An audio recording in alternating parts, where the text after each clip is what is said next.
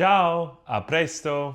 Ciao, I'll see you later. Ciao, a gente se vê. Ciao, hasta mañana. I just used the word ciao in 4 different languages in the same context. You might be wondering, how did this word end up everywhere? I'm here to tell you why. This word comes from the Venetian dialect. It was considered so provincial that many Italians avoided it for generations. And here are the origins behind it. The word ciao, meaning hello and goodbye in Italian, and being utilized in other languages usually as goodbye, comes from ciao vostro, meaning I am your servant or at your service. This was from the Venetian language, a regional language in northeastern Italy, and not standard Italian. The root of the word supposedly traces back to Mediterranean Latin word sclavus, which became associated with Slavic people and servitude through slave and trade patterns across the Mediterranean and the Balkans. Over centuries, it became condensed into ciao vostro, ciao, and ciao. It belongs to a whole family of polite formulas in many European languages, such as at your service or your obedient servant, where speakers position themselves below the person that they're greeting. It's servitude as courtesy. That's kind of the origins behind this word. So originally this word meant I am your slave or I am your servant.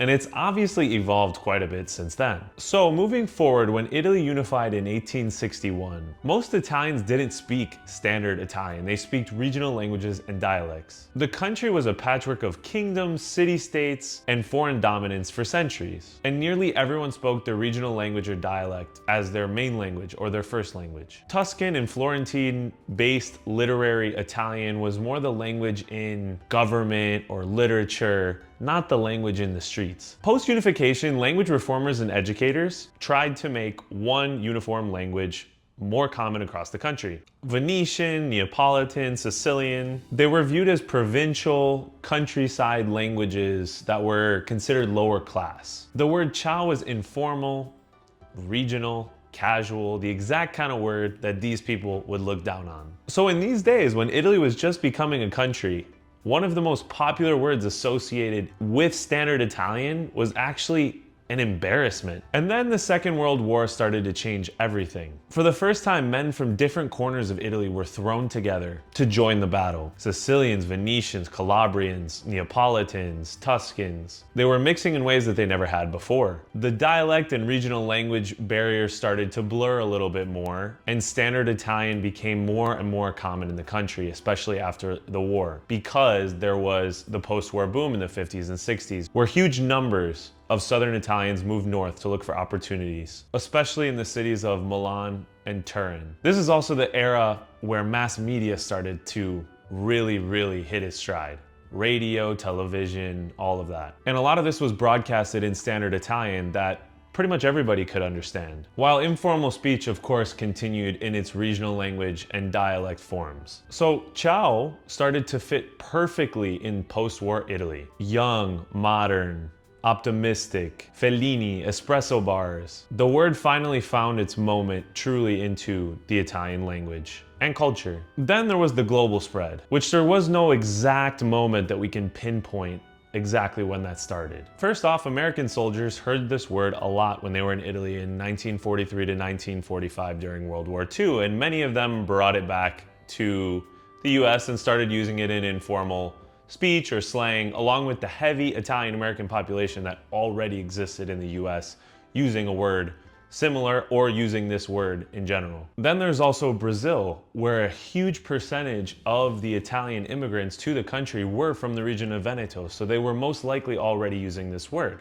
So it shouldn't be a surprise when ciao is the main way to say goodbye in Brazilian Portuguese. You literally hear it everywhere. Same thing with a lot of Spanish-speaking countries, especially countries like Argentina and Uruguay that received large waves of Italian immigration, but not even just countries with large waves of Italian immigration. It's even a word that has popularity in Cuban culture, which wasn't heavily influenced by Italian immigration or Italian culture as a whole. And then there was, of course, the bigger engine, which was Italy's post-war prosperity and cultural prestige, especially in cinema, in products and lifestyle, fashion, music, and above all, tourism. Ciao became kind of this stylish Mediterranean informality, which is a stark difference from what it was just a century before. It appeared in Hollywood films, fashion magazines, travel writing, and then from there, if it already had not influenced other languages, it started to really take its form in French, in Portuguese, in Spanish, in English, and beyond. So it didn't spread just because of one thing. It was a mixture of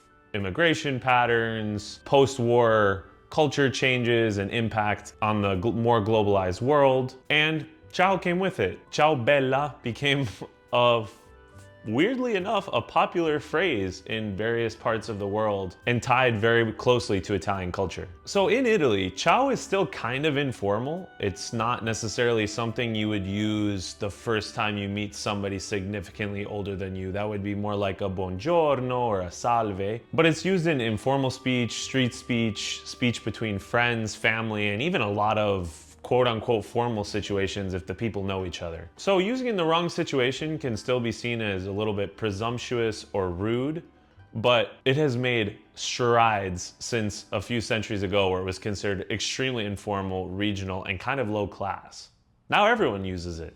And the rest of the world kind of also uses it as just a general word. I wouldn't say it's particularly formal or informal. When you hear ciao in Brazil, it's just because everyone uses it. Same thing in Argentina or a lot of other parts of Latin America. And in the US, a lot of times it's used in the Italian American community or even amongst other people. And it's not really particularly informal or formal. It can be sometimes used ironically, but the word truly has become dynamic from what it once was and what it once was considered. Italian identity is messy and it's more layered than just one story. The country unified just over 160 years ago. Most people didn't even speak standard Italian back then. The dialects, regional languages, history, trade routes, migrations. There were so many cultures just in one small place, and then they spread out into the greater part of the world as we now know in the Italian diaspora. And somehow, a Venetian servant's greeting became one of the most popular words linguistically and culturally attached to Italy as a country. If you like content like this that talks about linguistics, Italian diaspora culture and history, and Italian history in general, ORIUNDI is for you. Don't forget to hit the like and subscribe button, and I'll see you next time. Ciao for now, e alla prossima.